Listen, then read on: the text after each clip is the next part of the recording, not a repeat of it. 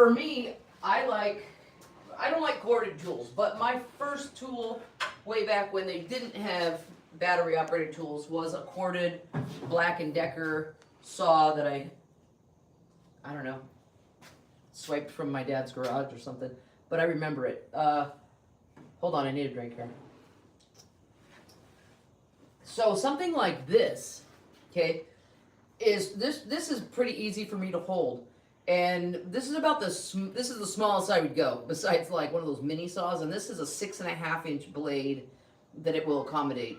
They do make ones that are bigger, 7-inch, even a lot bigger, but you know what? This thing gets heavy, and I want to be able to hold it in one hand, which if you know, if you're a guy or you're a bigger person or a bigger, stronger person, maybe you want the one with 2 batteries, but it also really depends on what you're cutting.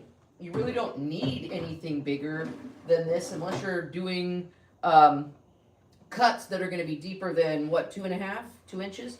Because you have to think, no matter what the blade size is, well, let me take this battery out first of all. No matter what the blade size is, it depends on how far you can adjust the fence to tell you how deep of a cut you're going to get. So if this is a 6 1/4 blade diameter, we're getting what, 2.5 inches out of the deepest cut that we can make. So if you need to cut, and you can also cut from one side and then cut from the other side, making your cut be able to be like 4 inches, 4.5 inches. But if that won't work for what you're doing, then you need to get one with a bigger blade. But like, especially for women, it's difficult to find.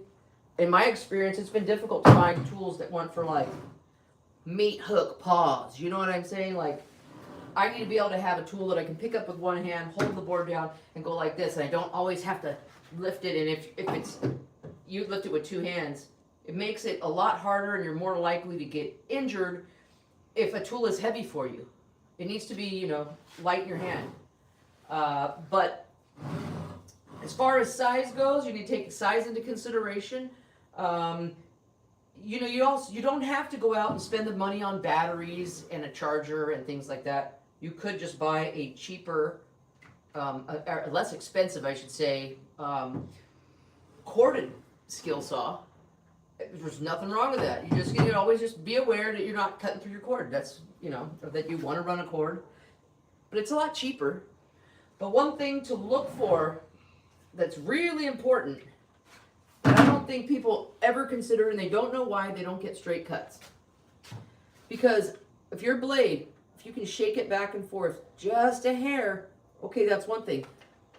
You don't want any more play. That's what's called play. When you can, like, if it can shake back and forth, like, at all, then that's play. You really don't want to have any play there, because if you do, your blade could tend to wobble, and blade wobble equals not a straight cut, okay?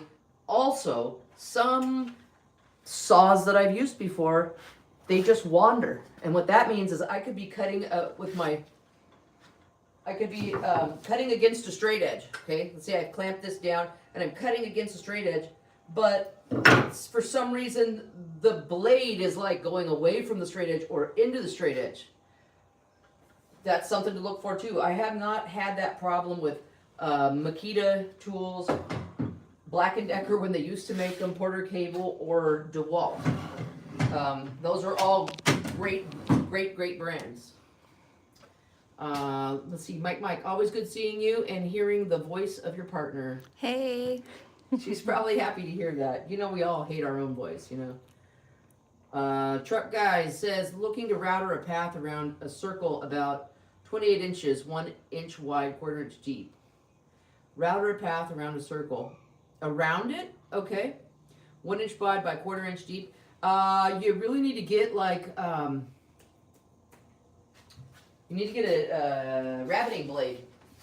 And I'm not sure how big they come, but,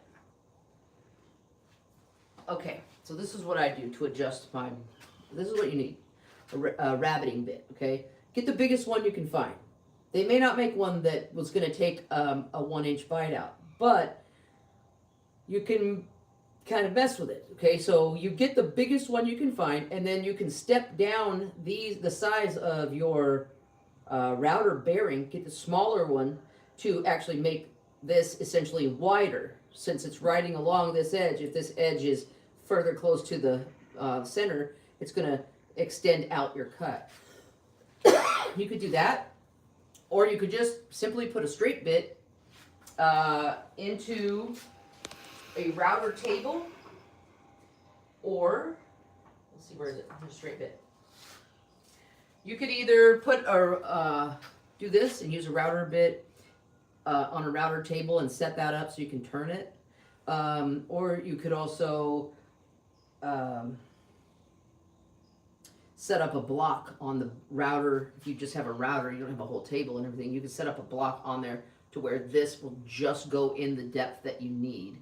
That kind of might get a little tricky, but it's definitely be able to be done. What in the wood shop? Biggie